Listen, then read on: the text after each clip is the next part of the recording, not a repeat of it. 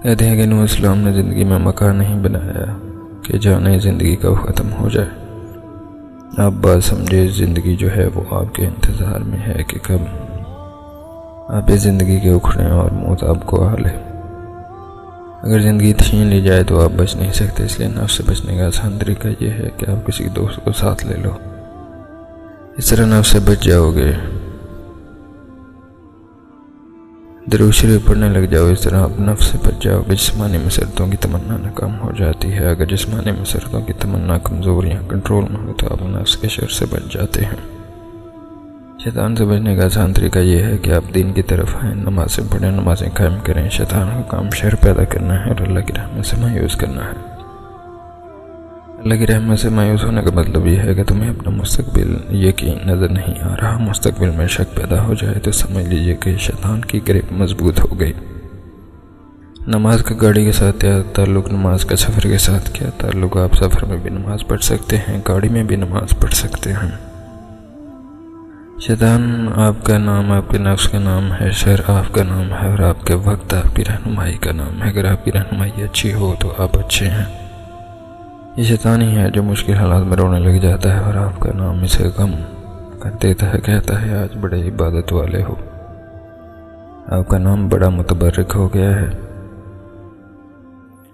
कुरान मजीद पढ़ने से पहले अपना एक नाम रख लो, दिल में सोच लो कि आपका नाम क्या है। सच्चे हो तो सच्चा दीन है, सच्चे हो तो सच्चे काम है, नीयत अच्छी है, अमानत में अच्छे हैं, दूसरों से नफरत नहीं करते, दूसरों से मोहब्बत से पेश आते हैं।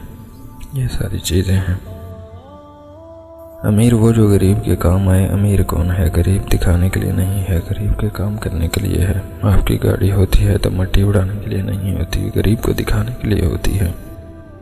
गरीबों पर रौब के लिए होती है। माल होते हैं तो सिर्फ तमाशा के लिए, दिखाने के लिए, और ये बात जमी मुसलमानों के लिए कमज़ोरी का बाहिस है। आप क्या क्या करो, आप दूसरों की खिदमत करो। मुसलमान कौन है? इसके अलावा सारे हैं। आप कौन हैं ये सोचिए। अगर आप ठीक हैं तो सब ठीक है, अगर आप ठीक नहीं तो कुछ भी ठीक नहीं।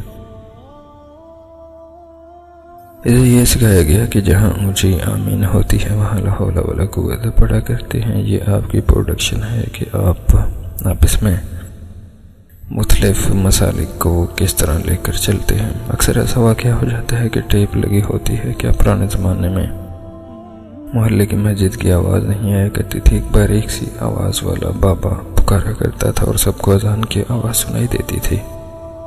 सब खुशां चले आते थे। आपकी रात पूरी तरह सैरगाहों में गुजरती है, आपका दिन सैरगाहों में गुजरता है। सुबह कुरान पढ़ने के बजाय अखबार पढ़ते हैं। कैसे वाक़यात हैं? प्रेसिडेंट रहते हैं कि नहीं रहते पता नहीं, जमहूरियत आती है कि नहीं आती, बस यही सवालात आपके जहन में चलते हैं। इसके अलावा और कोई बात नहीं है। दुनिया एक मेला है, इस मेले में जो खुद को संभाल गया वो सुरखरू हो गया। सबसे बेहतरीन चीज़ यह है कि आप अल्लाह के रास्ते पे चलें, इससे आपकी ज़िंदगी आसान हो जाएगी। और अगर आप अपनी ज़िंदगी में आसानी चाहते हैं तो कुरान और सुन्नत के मुताबिक अपनी ज़िंदगी गुजारना शुरू कर दें, वरना आप शैतान से नहीं बच सकते। उम्मीद करता हूँ आज की इस महफिल से आपको बहुत कुछ सीखने को मिला होगा।